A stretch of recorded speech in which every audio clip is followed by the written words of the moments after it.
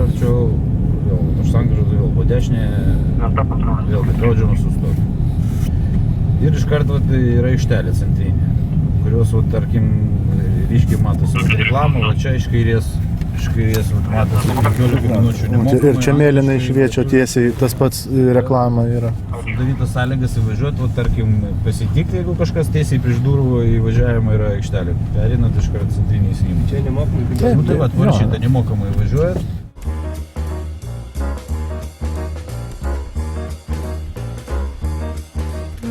Stovi ženklas tik stovėti draudžiama, tai reiškia, draudžia palikti stovėti automobilį, bet atvažiuoti pasitikti klientą arba kaip giminės palydėti, išlaipinti keleivį, pakrauti, iškrauti bagažą, drąsiai galima. Ženklas stovėti draudžiama, nedraudžia.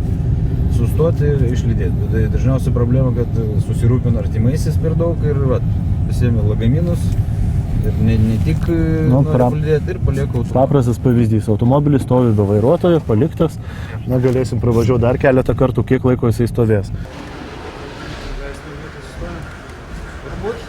Stovėt pradžią palikęs ten automobilį, čiut, Paskui prisiminiau iki bankomatų nulėkti. palikęs stovėti ženklą, matėte važiuojant, stovėti draudžiu.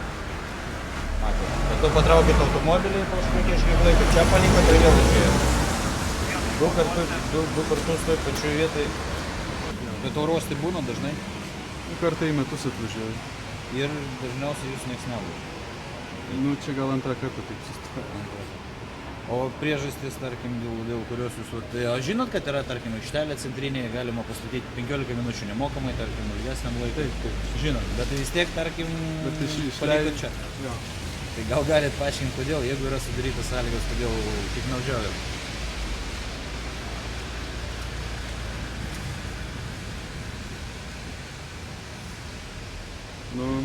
Nenoriu komentuoti.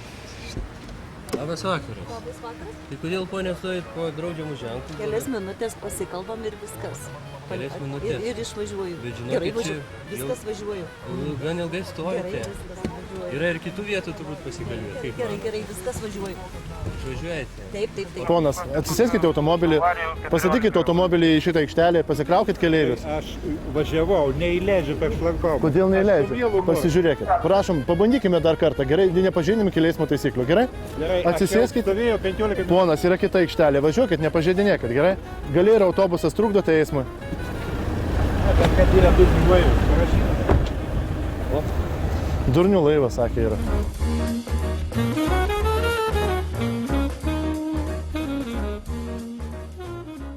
Kodėl palikit automobilį, gal galit paaiškinti? Išlydėjau draugą. Įvažiuojant į išvykimo terminalą estakadą, matėt ženklą stovėti draudžiama?